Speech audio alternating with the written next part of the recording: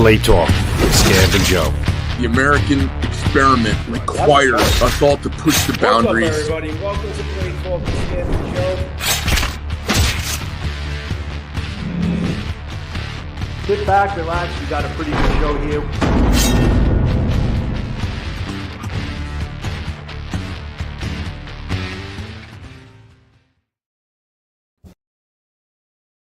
Please don't forget our U.S. veterans. Growing awareness for veteran suicide. Hashtag 22 a day no more. Veterans, you always have a place here. There is a number in the description of all of my videos for some good folk that can help you if you are in despair.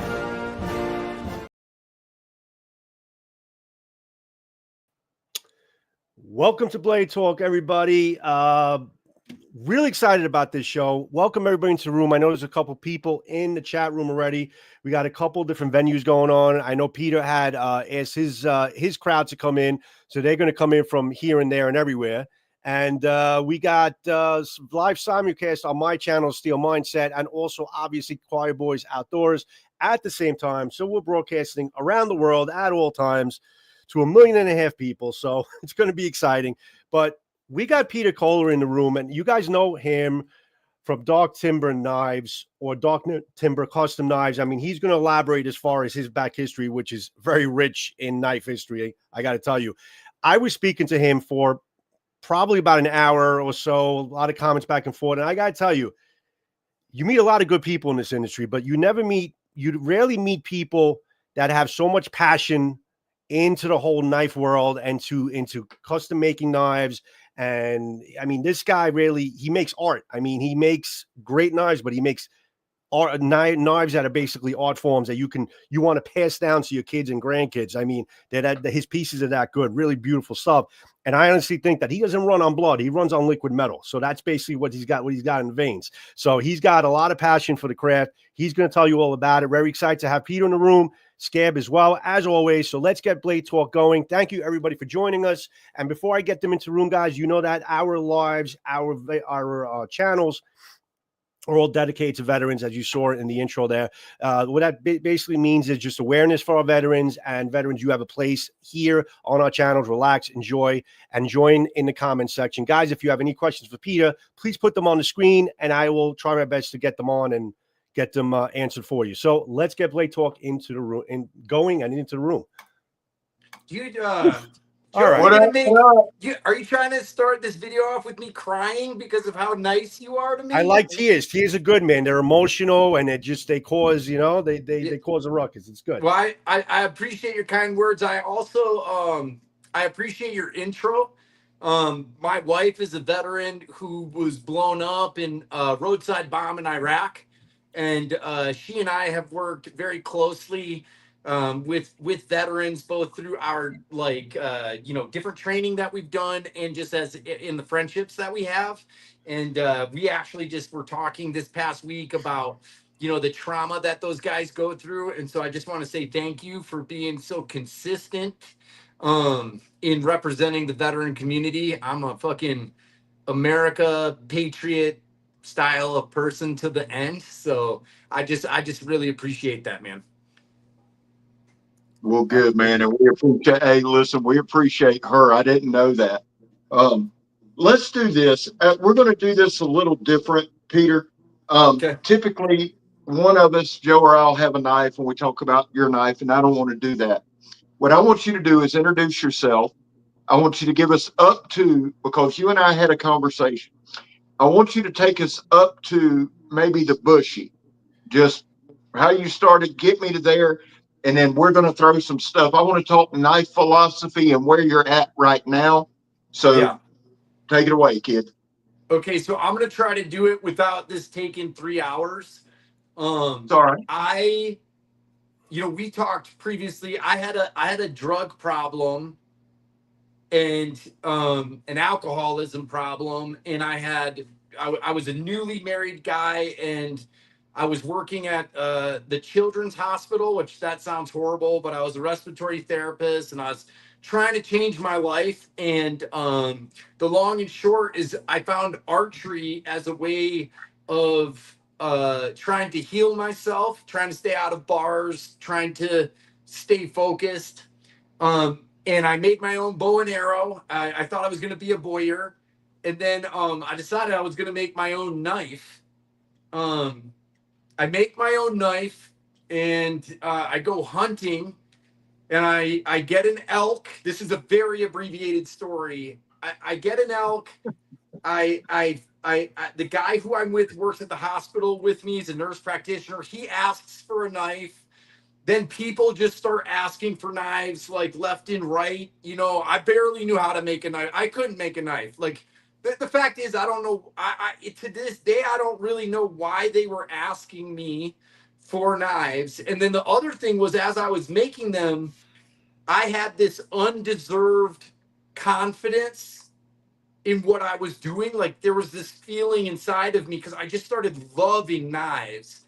And I started to feel like I'm going to just be a knife maker someday. Like I'm going to really do this. Like this is going to happen for me. And this guy, Chris Tanner from Prepared Mind 101, which was like a knife review channel that I was watching all the time. I was like always watching that and Nut and Fancy. And I was like super into it, like into every knife, like from the SE6 to the Trailmaster, you know, the Laredo Bowie and the Bark River knives. Like I just knew every single knife. And I used to watch this Japanese guy sharpen knives too. And Chris Tanner reaches out to me and he's like, "Hey, I want you to make me a knife." And I'm like, "No fucking way." Like is it okay if I swear? Go ahead. Yeah, you're good. You're good. You're okay. Good. I'm like, Chris is like, "Make me a knife." I don't want to do it because I know that I suck. You know what I mean? And I make him this knife called the Grizzly. And the Grizzly was like what I saw as a woods knife. So you ask like what brings, like my knife philosophy has always been based on the Bowie knife. So I still to this day believe that all roads lead to Bowie. If it's a Luco, it leads to Bowie. If it's everything leads to the Bowie. The Bowie is like the end pinnacle of it, and so there's so many versions of it. The Grizzly was my version of like a woods Bowie. You know what I mean? Like it had to have a spine that would allow it to baton. It had to be a size that was carryable. It had to have a handle that was comfortable. It needed to light a ferro rod. It needed to split wood. It needed to, you know, make you feel good. And anyways, I make this Grizzly and I send it to Chris, and like he loved it. Sorry, but let me close this blind real quick. Sorry, guys. He loves the knife, and then people love the knife, and all of a sudden I'm getting like phone calls and emails, and people want knives, and I'm like, fuck, I don't know how to really make a good knife, and now people think I'm a good knife maker. Like I better become a good knife maker, so I start making knives like nonstop. You know, I'm trying to hone my craft, and Bark River reached out to me. And I ended up, you know, just going up to Michigan, and then they designed a knife for me called the Grizzly. It sold amazingly well. In the meantime, like this is such an abbreviated story, but I met all of my heroes in the knife world. So like Adam DeRogers, Sam Lurkwin, Jason Knight, and then the big one for me was Claudio Sobral. And like, I don't know why he did it, but like, as all these changes are going on in my life, Claudio takes me under his wing as like his student. And I go to Argentina and I start learning knife making from him. And in my opinion, and there's people that are going to be in this feed and they'll disagree, I think Claudio's at least top 3 living knife makers on earth right now. I'll put his work against anybody's work. And so to be able to learn from him is just this most amazing thing. And then and in the meantime, so I'm learning that, and then I started my own production line, so of mid-tech knives. And I've got a couple of them here. So this is not the first one, but this is a honey badger, and I kept my focus at that time on like survival and camping and the woods. I started a group on Facebook called the Dark Timber Brotherhood. and it started to just blow up. You know, I would make a set of production knives, and there'd be like 700 of them, and they'd sell in like 2 minutes or like a minute and 45 seconds for like all the knives. And I kept focusing on the woods and on this, like on knives that people could work outside. My first one was called the Kodiak, and it was just bigger than the Grizzly but thinner. And then the second one, I think, was my 1911 Elite, which was a field knife. It's like this. This is the actual prototype from back then. And then I did the Honey Badger, and then I wanted to make hidden tang knives because the knife world didn't have cool production hidden tang knives. So I made the 1911 Commander. And then I made a Dark Knight Skinner. I did a collaboration with Jason Knight, and I felt like the people I had left behind were in the bushcraft world. And so I made the Bushy, and that gets me to where you asked me to get to. Well, good. And I didn't want to put pressure on you to abbreviate it, but I wanted to cover that because you're a passionate guy. And I said this in the video, and I mean this. At this point and at this stage, that's what I want to be around. There's no point in wasting time with people that aren't. So, having said that, and the reason I asked you to take us to the Bushy was, I believe your whole thought process has somewhat transformed, and you're putting a little more art into it. So, take us to where you're at. Just not take us, but talk about where you're at right now. Well, Because so I right don't know if you now guys you're kicking can ass see with this. this. That's gorgeous. Can you see this? Yes. So this is feathered Damascus. This is based on a knife design that I actually did in production called the Comanche. Gotcha. So I guess where I am now is I loved the woods knives, but I also felt like I needed to be like my best version of myself. And so, like, if you do stock removal and then you get really good at doing stock removal and you're making those knives, you have to take it to the next level always, especially because my master always takes it to the next level. And so I wanted to show myself, and I wanted to show, like, there's so much ego involved, I think, in this job, because I wanted to show the knife world also that I could do more, that I wasn't a one-trick pony, and that, like, that my work can stand up next to great makers. And I don't need to or want to be the best knife maker on earth, but I want to be the best version of myself. So I started to move into making more complicated steel and working to make that complicated steel more usable and more like as strong as I could make it, and then to perfect my grinding and my finishing, and and then to take the design and so you feel a handle. You'll feel a handle. You take a look at this. Let me do something. You take a look at this. This is a 1911 Elite, okay? And you can see this hump right here, and it's got a great place to index, and the handle is open, right? Well, how do you take that same design? This is the same design, but how do you make it so the hand falls exactly where you want it? How do you make it so that the indexing is exactly where it needs to be? And how do you lock the hand inside of that handle without it causing a hot spot? I feel like my career is just like a massive set of baby steps of small adjustments, of stuff that I feel is already good, but just to move it forward and move it forward and move it forward. And the thing is now in my life, I want to continue down this path, but I also want to get back to making super brutal, amazing wood knives, with the knowledge of being in kind of this more fine art world, or I don't want to call it fine art.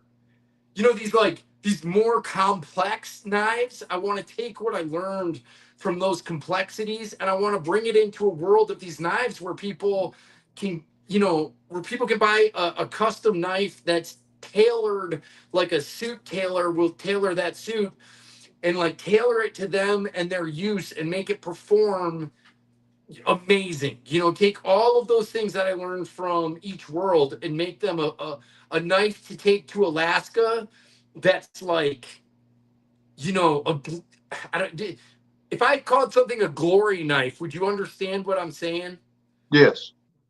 Yes. Like if I 100%. have to fight a bear, what's the fucking knife I want to fight a bear with? Like I own my glory knife to fight a bear. So this was a gift from Sam Lurquin. And this is That's my dope. glory knife. And so I want to do what the other great makers did for me. I want to do that for all of my customers. That's dope. That particular knife is dope. This And is the number. Do you know how hard it is for me not to just copy this knife? It's insane. Every time I look at a knife, this is the one I want to make. I love that. It's Let me ask you this.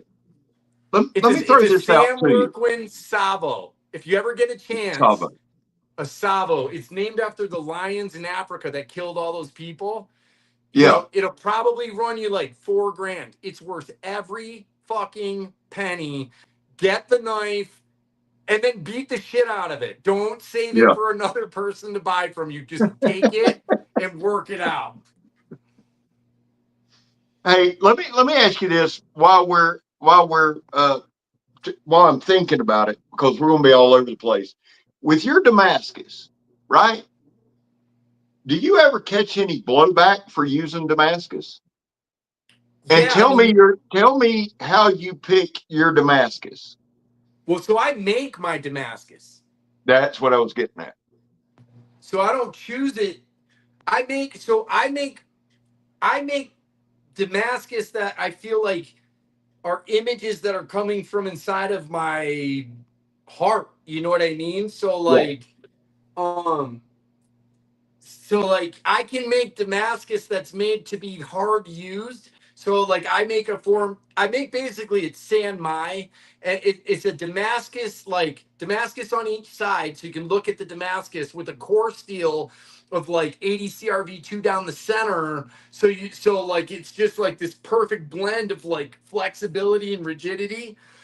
And like, so that would be like, maybe I'm going to make a hard use steel, or maybe I'm going to make what I call a barbecue knife.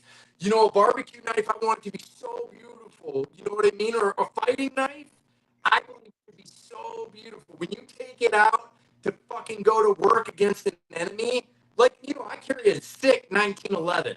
You know what I mean? A 1911 isn't the most useful gun. It's the most beautiful gun. So Exactly. you know what I mean? That's what I want to have in that moment. I know the guys out there that are like, oh, you don't want to carry something nice and have the cops take it away if you have to use it. My whole philosophy is different. My philosophy is like, if it comes down to that moment that I'm never going to forget and is going to haunt me for the rest of my life, I want the coolest, most glorious thing I can possibly get my hands on. So I have a different mentality, I guess. No, hey, I'm with you. If they're going to take something, make it worth it. If you've gotten to that point, shit has gone terribly wrong. You know what I'm saying? So holding on to it's probably not top of your, but I love where you're at right now in your making. I love the bushy. I keep wanting to call the damn thing the brushy, but the bushy. I love the way it feels, but I like where you've come, the point you're at. I like that you're saying you might do another production run. That's But cool. if I But do I another like where production you're run, at. if I do another production run, I have to change. So like nothing I've ever done is perfect. And so the next thing I make won't be perfect, but I'm going to have to make it, like, everything has to be tweaked better.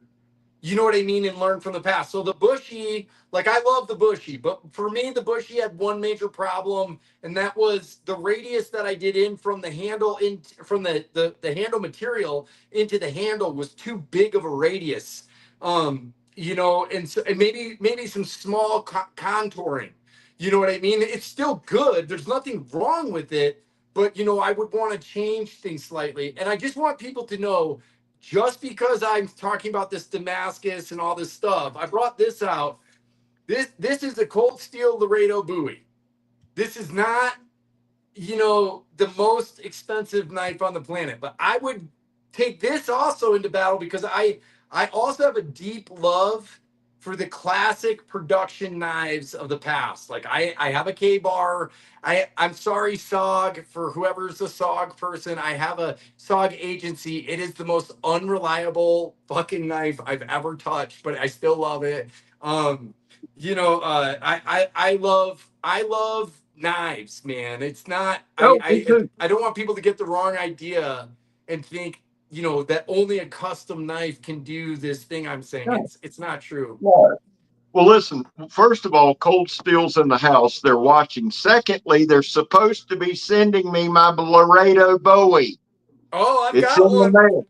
I've got one, buddy. Well, I'm glad you got one. I don't. You hear that, Cold Steel?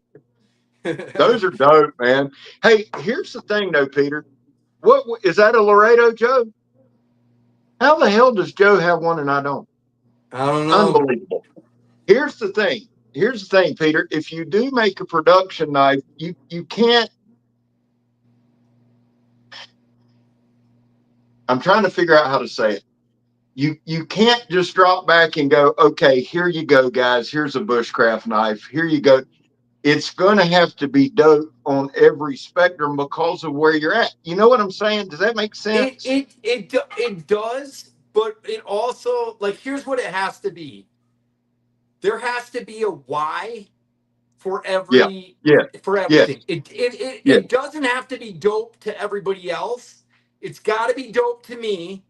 That's my point. I have to be able to explain my position on whatever I do to it. But I think, you know, so like, I don't think the best woods knife is the most beautiful knife. Like a really great woods knife, you know, an SE6 is a great woods knife. You cannot, you can hate SE or you can like SE. It doesn't matter. The design doesn't have to be pretty, but that's a fucking like really great tool. And It is. so are the Becker, like the Becker BK9. You know, I grew up on Becker. I grew up on Bussy. I grew up on Ontario. You know what I mean? I grew up on Bark River. I know all of them. And so, you know, as long as whatever I do is not, you know, I'm never going to take someone else's design and just tweak it to make it look Yeah, different. I'm going to make my own thing. And I don't even have a problem when people do that, to be honest with you. But for me, I'm going to do my own thing, and then I'm going to be able to explain the whole, like, where it came from and how I got there. You know what I mean? absolutely. Absolutely. And Okay, hold on I real heard quick. you My do. wife is going to see this. Amber, I am in a podcast right now, and you keep texting me, and it is unfair, woman. Okay. Sorry. She may not care. That may be what she's texting you. Hey, She's enjoying it. I grabbed these, Peter, and I'm going to tell you why I grabbed them. They were sitting here to the right. Both are from YouTubers, right?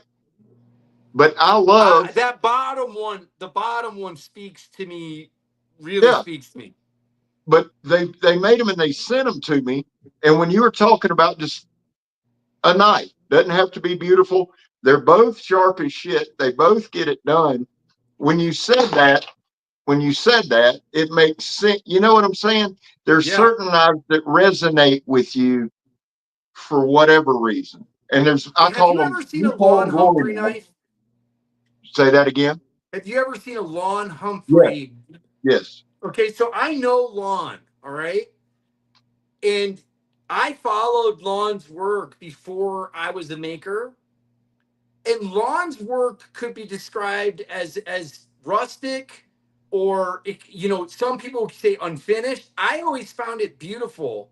And Yeah. so, like, I found the Brute de Forge world. That was the world I came into. And, like, you know, if you show a Lon Humphrey knife to a person that's not a knife guy, and they see those hammer marks, they're going to be like, well, what's that about? But a knife Right. guy's going to see it and be like, well, that's a frontier's knife, and that's gorgeous, right? So Lon can explain in a very, I promise you, cantankerous way. If he watches this, Lon, you're a Yeah. cantankerous motherfucker, but I love you. But he can explain exactly why he's doing it. You know what I mean? Yeah. And so it doesn't matter if it's beautiful to everybody else. I think Joe, I've watched now because I research people and I've seen Joe, and Joe like loves Japanese, work from what I see. Yes.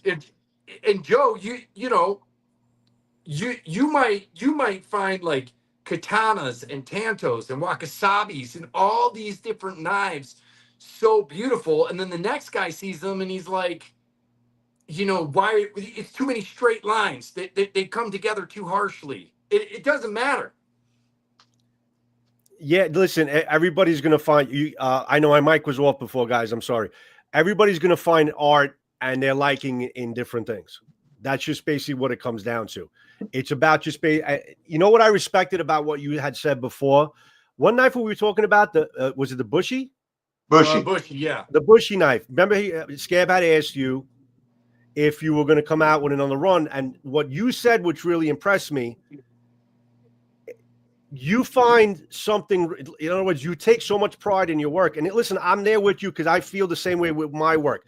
When you take that much pride in your work, you can always see something that's great, but always say, you know what, could be better. It could be better. We could tweak that a little better. I'm not just going to just kind of run it out again with another rendition. I'm going to make it better. I'm going to tweak something, and I'm going to make the next line even better. And I respect that. I respect that because you're always basically, when you're your own worst critic, when you're your own critic, you're basically making your work better all the time. So I like how you conveyed that.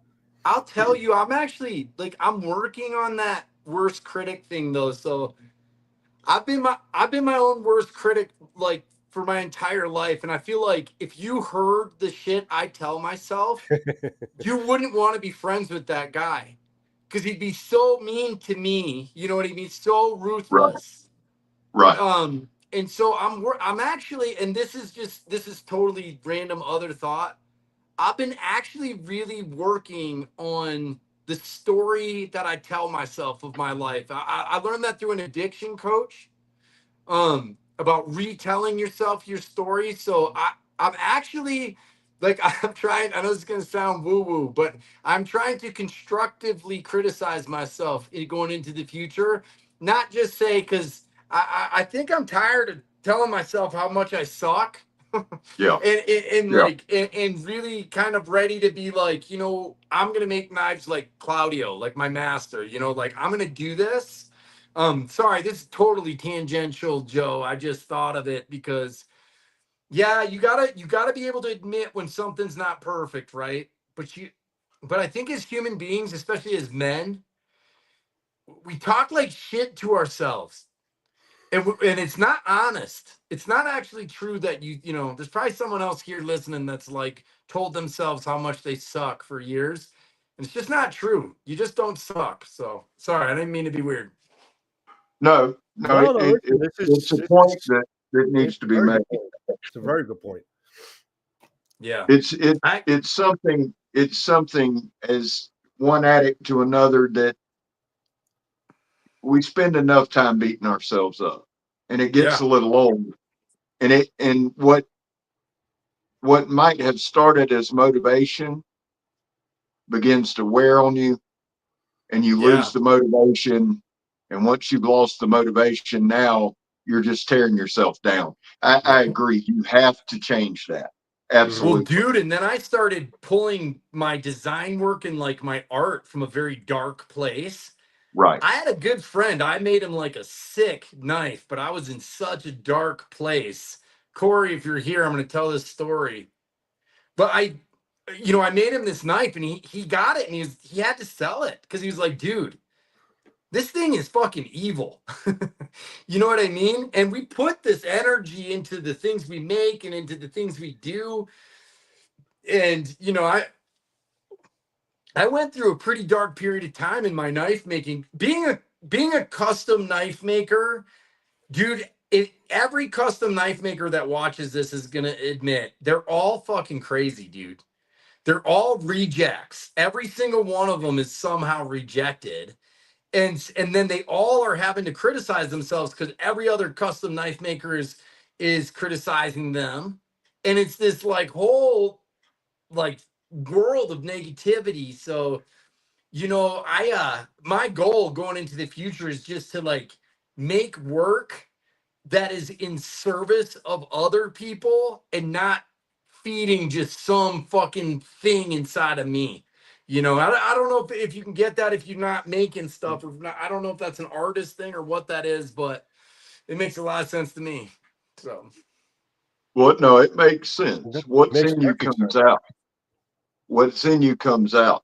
I'll tell you what's crazy, Peter. When I started this channel, I started with my knives, right?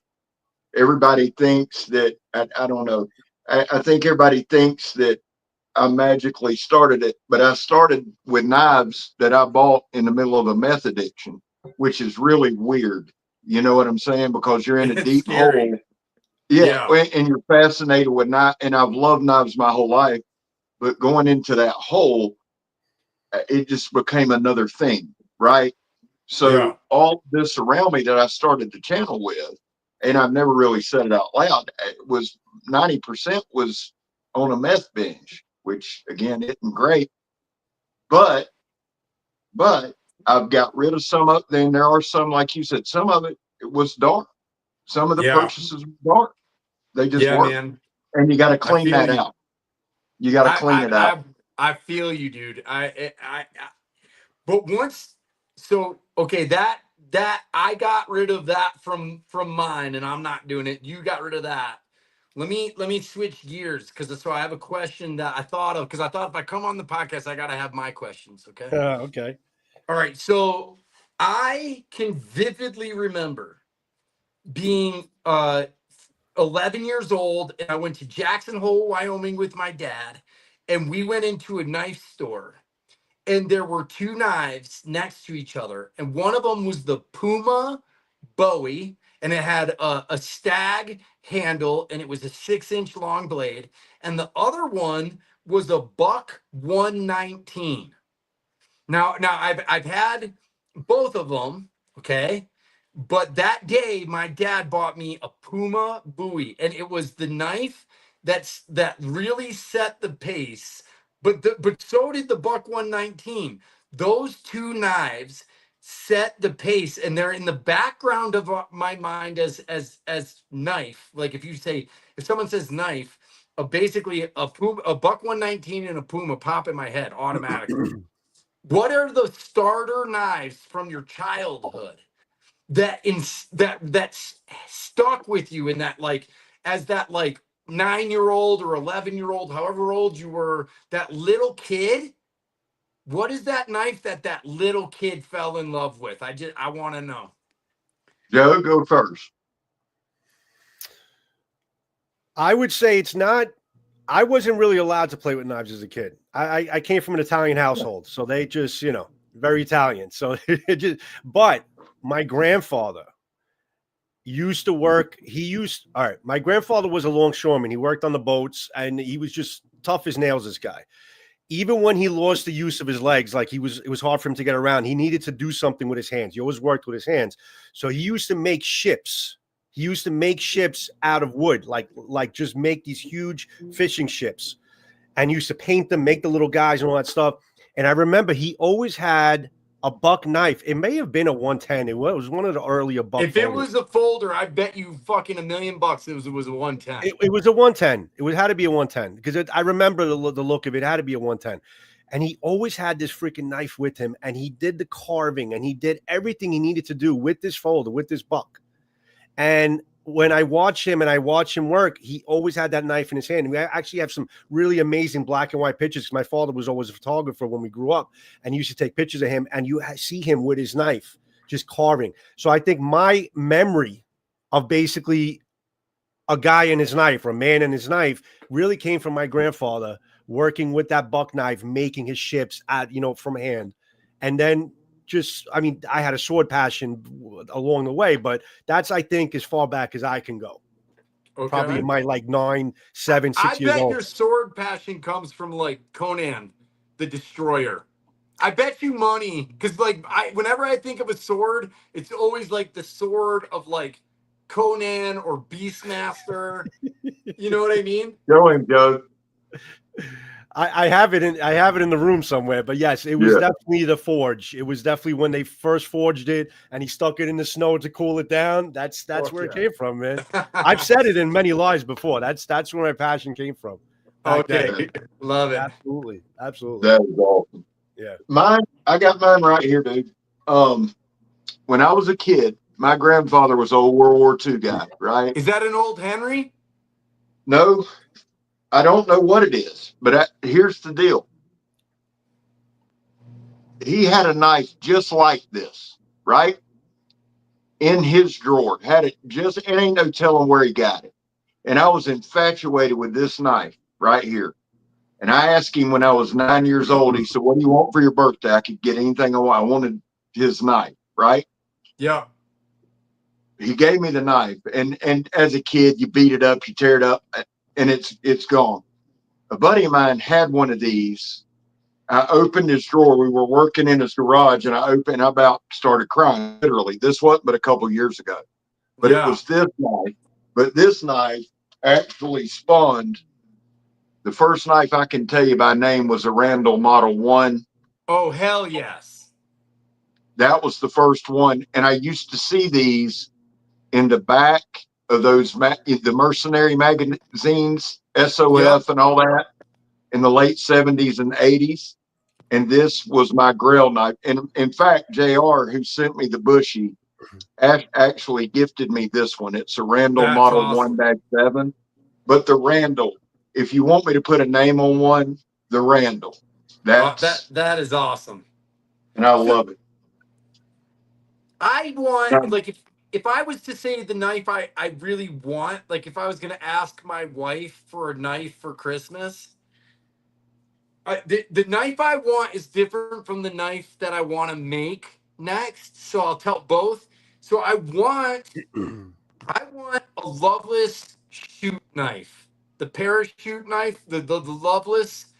I think that knife is so clean and so beautiful that if I could have any knife just to carry around that wasn't one of mine, I think I want a Loveless shoot knife. And the knife that I want to make, that it's kind of ridiculous, but I want to make the Rambo 2. Like Rambo First Blood 2. Like the second movie where he goes back and he's got that kind of two-tone black with the bullshit fucking wire cutter fucking saw on the back. Yeah. You know, and like a round steel handle. I don't know how I would pull that off in my shop, but I want to. I want to send you a link. You know who actually recreated all the Rocky movie knives? Our friend Donnie. Donnie Day. He recreated in his own design. He's a designer too. He does really well. He recreated all of the movies. He has Rambo 1, Rambo 2, Rambo 3. And he had KHI Nepal, not Nepalese, the cookie makers, make up these knives for him. Really nice ass kicking designs. I'm actually, when we get off, I'll send you some links so you can take a look at them. But he did a nice job with redesigning and stuff.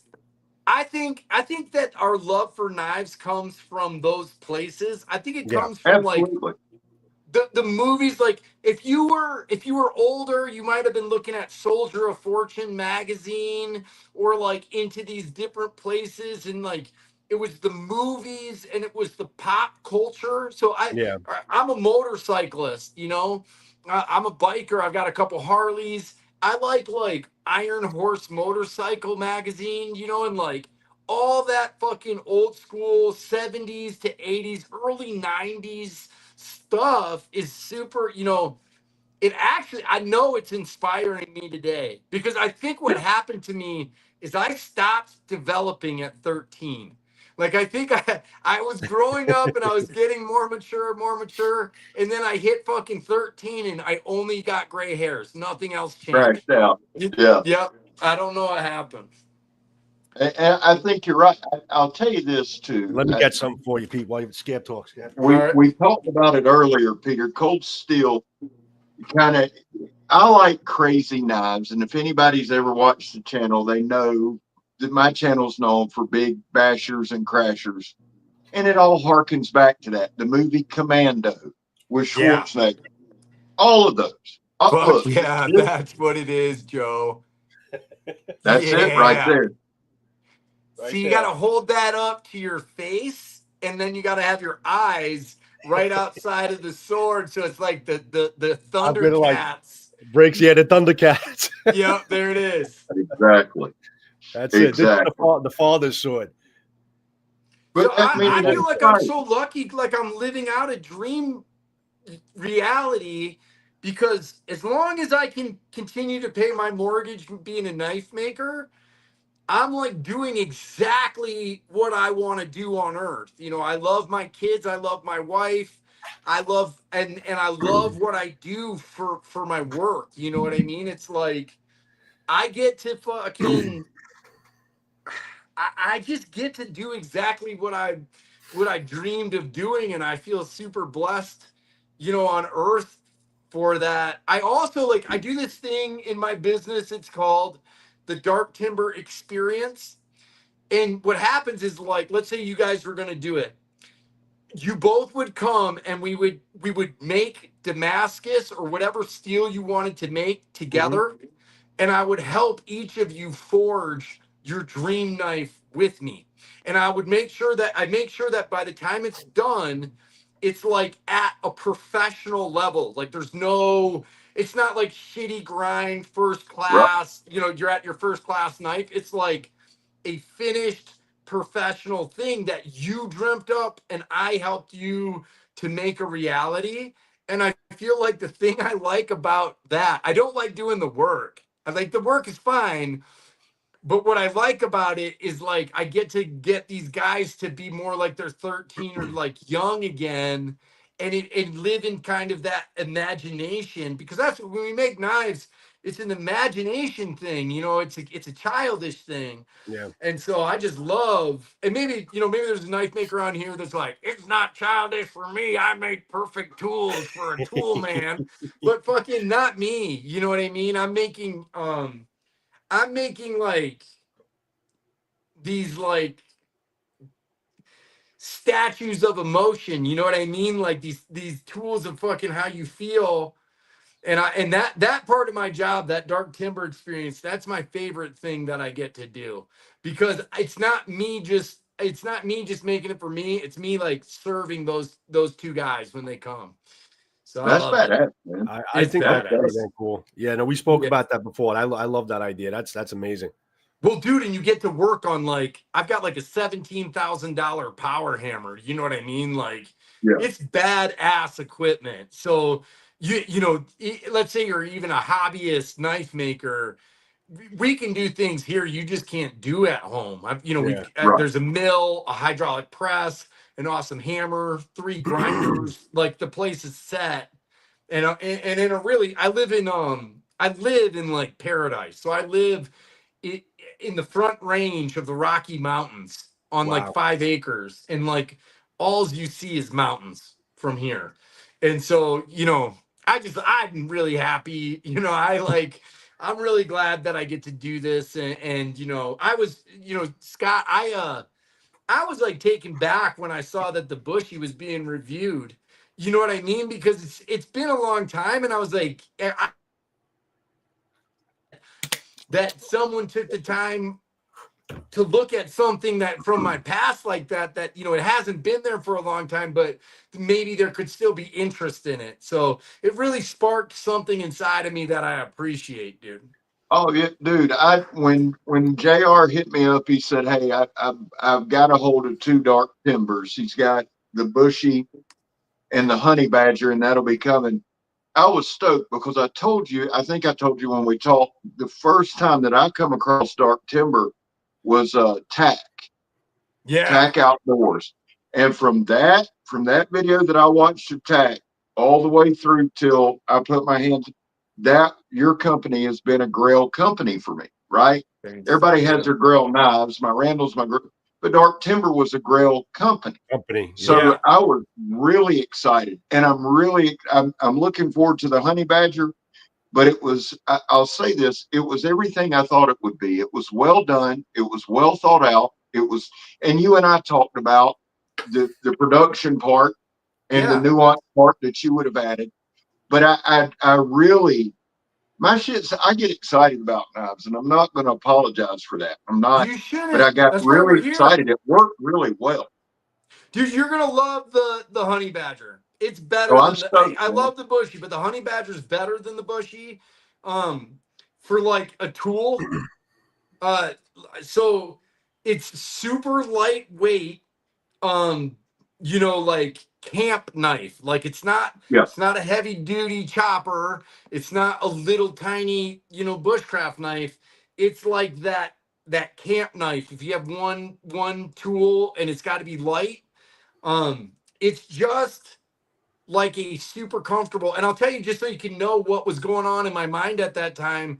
So if you look close, you see that there's wood inside of the micarta on removable yeah, handle scales. And yeah, I wanted to take elements of Bark River, who does those like wooden handles so well. Like if you look at a Bark River knife, their wood handles are gorgeous. They But are. then Yeah. if you look at an Essie knife, you're like, I can use that so much easier. Like I'm not scared to use it because I can take it down, I can clean it, and I can change the handles out Right. if I need to. And so I wanted all of those elements and like a fuller. I wanted to add stuff. I love choils on anything over 6 inches that's going in the woods. Like this knife, I want to choil up in there so I can really work the knife and get good control up tight. And so I think you're gonna really enjoy that knife. And if I was gonna redo a production knife, yeah, I would take the honey badger and I would take a couple of my custom knives. I've got one called the crow. I've got a couple of them. And I would take that honey badger and I would make it heavier and I would make it lock your hand a little bit more. There's like just a couple things. I made the blade wider. Um, I already know the nuances of what I would do is what I'm trying to say. Well, talk about your handles some, because I did want to discuss your philosophy on handles because I was really impressed with the bushy and looking at the honey badger. I don't want to say it's a larger handle, but it's a larger handle. Talk about Yeah. that some. I'm fascinated Well, by that. so handles, like a knife is only as good as its handle, and actually, like you can have a really shitty looking knife that just has an edge on it. Like it just needs an edge, a Mhm. piece of metal with an edge, and a good handle, right? If like let's say it's the end of times, the handle is the connectivity and is the safety for the person. So in production, handles are harder because the handle's got to it's got to fit the guy with the small hand and Yeah. it's got to fit the guy with the large hand all pretty well. And so you're compromising everything from the very beginning. And so if I'm going to use this knife again because it's easy to do it.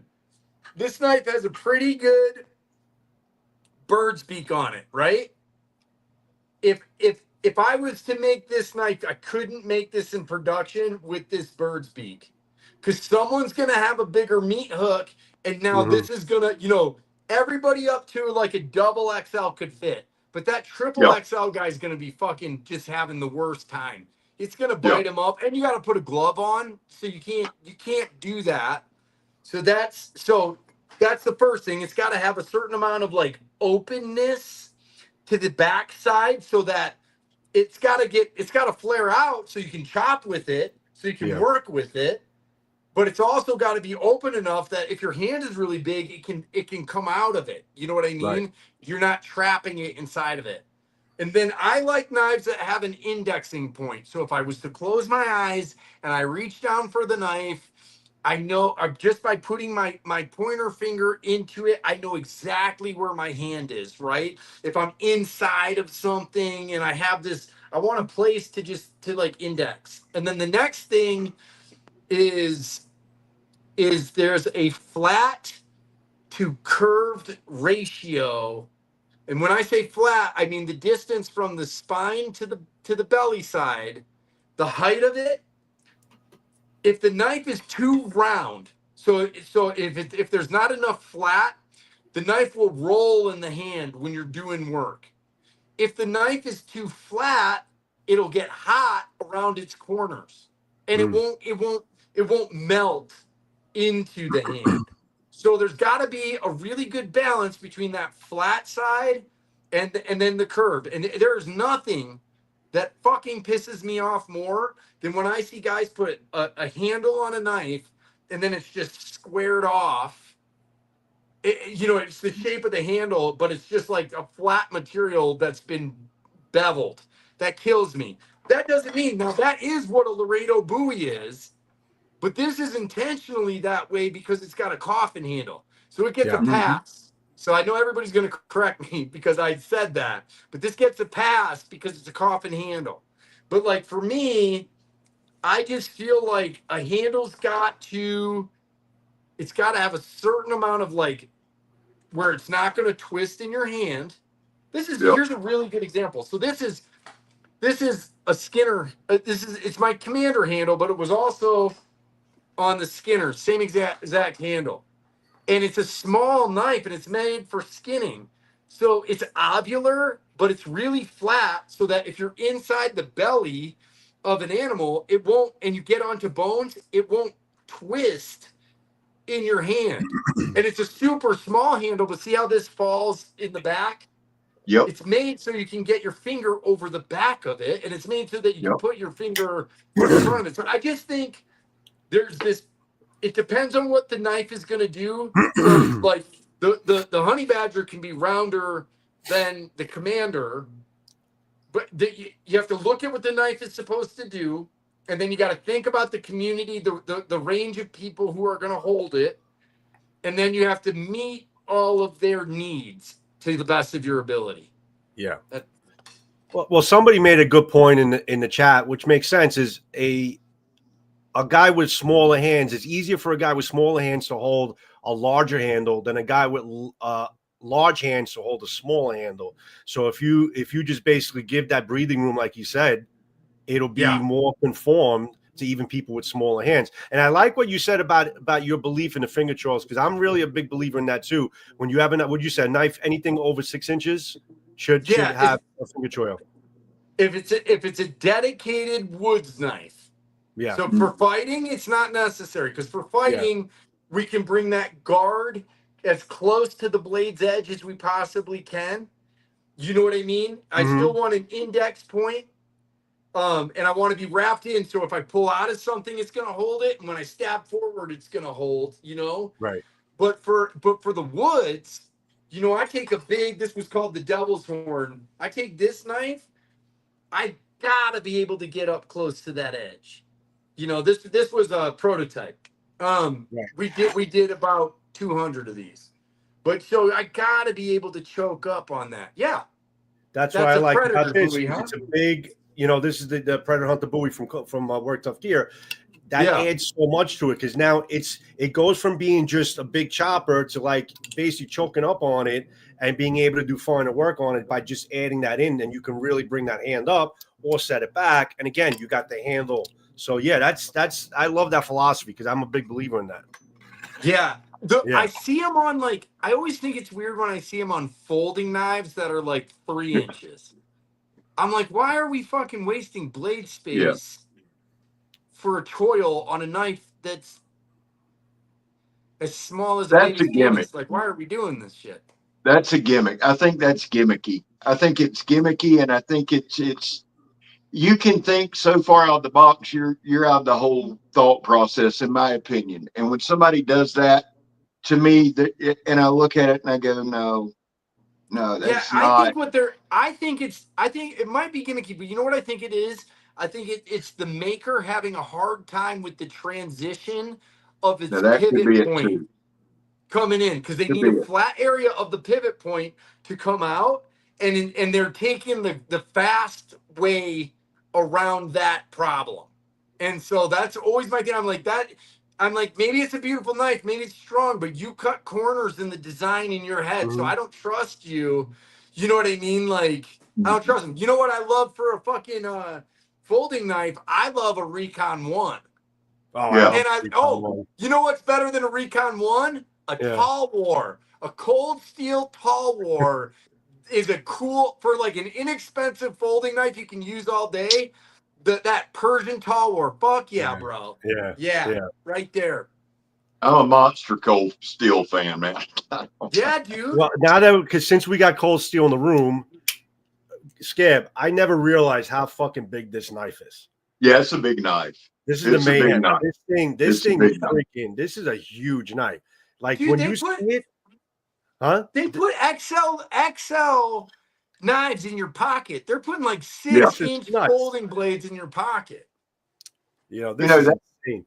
That's one of my favorites right there. The Colossus. I've Colossus. Yeah. always liked that. Always I've liked. never seen that one, but it reminds me of their Spartan. So a long time ago, they had the Spartan. Yep. I'm supposed to be getting 2 of them too, cold steel. But here's the thing with this, Peter. Dude, I'd like you to are see busting somebody. the cold steel guy's balls. His balls have been turned fucking black and blue by you. I love the guy, but you know, it's been a month. I'd like to see somebody do a fixed blade with that leaf shape. I like that leaf shape. I really do. The I'd like leaf- to see. The Go leaf is constantly slicing. Yes.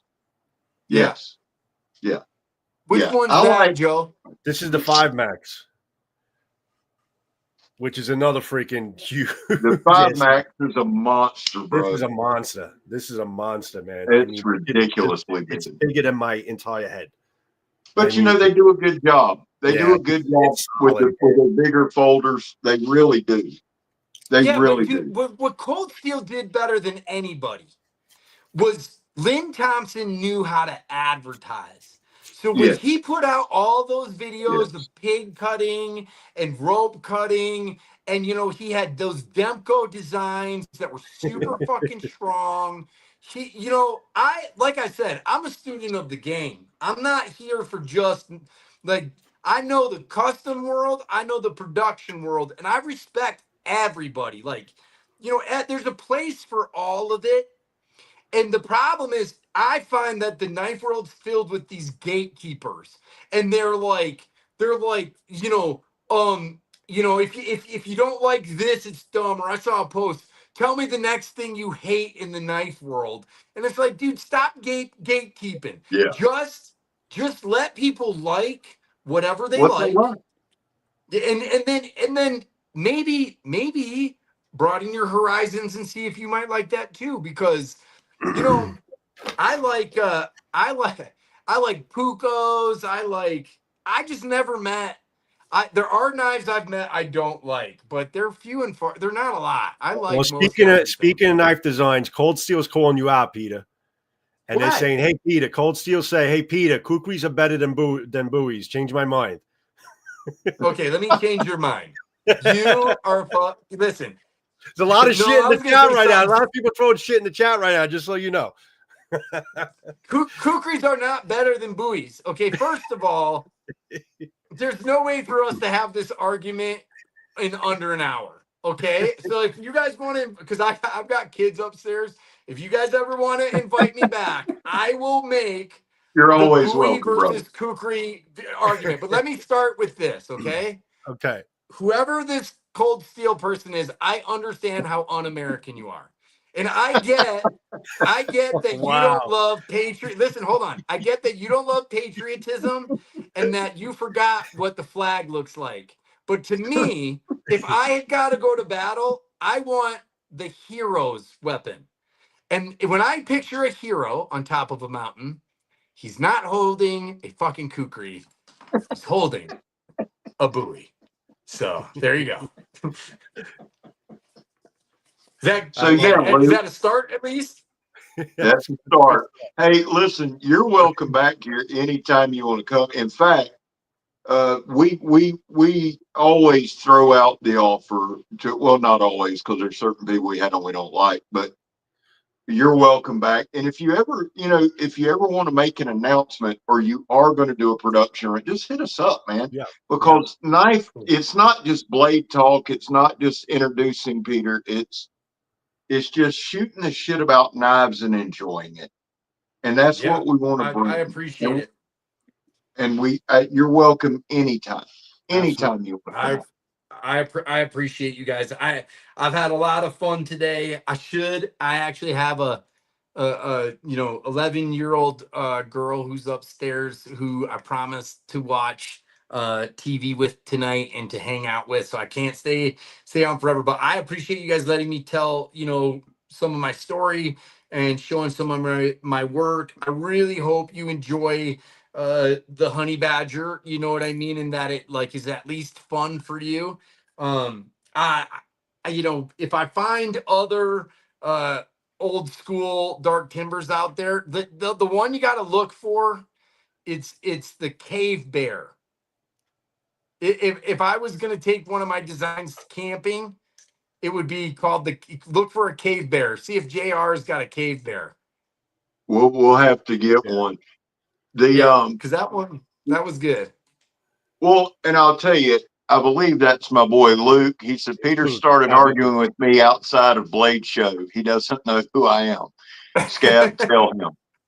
Oh, Yeah, hey, Scab, what's Luke. up, Luke? Luke is my Hey, dude, man. We had a good time. Guys, I can't see the comments because my screen is all messed up, but I appreciate everybody for being here. And just because buoys are better and more American doesn't mean I don't like kukris. I made my wife a kukri for Naked and Afraid, to go to the Amazon jungle and to go to Louisiana swamps. It's just that you and she are wrong about what's good. That's all there is to it. That's funny. I love it. Pete, I had a great time, man. This was amazing. You were great to have on. I mean, I knew this was going to be a great show. It was a lot of fun. And I'll basically echo what Scab had said. If you ever want to just shoot the breeze, you got something on your mind, you want to get out, you got something you want to release, something you want to talk about, hit me up, hit us up, and we'll definitely make a show out of it anytime. You're always welcome, buddy. Cool, man. You guys should I could send them out. You can't beat them up because they got to go to customers. But if you guys ever want to see what some of that old world custom work looks like, I could check with some of my customers and see if they'd let me send it out to you. I mean, you're going to know off feeling a knife, what you like or what you don't like about it. But it'd be fun to get your guys' kind of bird's eye view at some of this custom world, you know what I mean? And you can guide people on what, I don't know if it would be good or not, but it'd be fun to have a custom knife, because I feel like custom knives don't end up on YouTube because custom knife makers are too scared to have their shit thrown out there, you know what I mean? And I would love to show more people what the other knives are cool, but these knives where you're really putting in so many more hours into the work, and there's so much more. I'm allowed to do more with this than I am with. Maybe what I'll do is I'll make a pass around custom, like something brutal with a Hamon, a mono steel custom, meaning instead of Damascus, it was just one. I don't want to spend 3 weeks making a knife that you guys throw through a car door. But no, it doesn't have to be, but I could spend 4 or 5 days making one that you throw through a car door, and that could be fun. So let me think about that. We'll talk about that off air. We'll definitely talk about that more off air. But I want you to get back to your daughter too. I want you to definitely keep your promise. 11 years old is Yeah. a very important age, man. But Yeah. listen, to everybody in the chat, I can tell you guys are having a lot of fun in the chat. A lot of people throwing shit around, and everybody, it's all in good fun. We all had a great time, and welcome. Just thank you for being there. We had a packed room tonight, and Pete, thanks again, and your invitation's open anytime.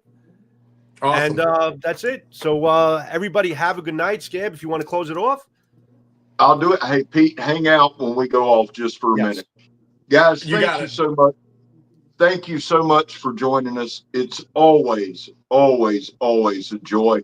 I don't know. There's just something about it. The response that we get from you guys, we appreciate you. We love you. Peter, thank you for joining us. I got to say it before we go. Guys, Blade Show doesn't happen without Joe. It does not. So, Joe, from the bottom of my heart, man, love you, appreciate you. Guys, we're out. Y'all have a great one, and we'll see you next week. Have a good night, everybody. Until next Blade Talk, we got a good show coming up next week. Pete, thanks again. Hang out, Pete, after we end the live.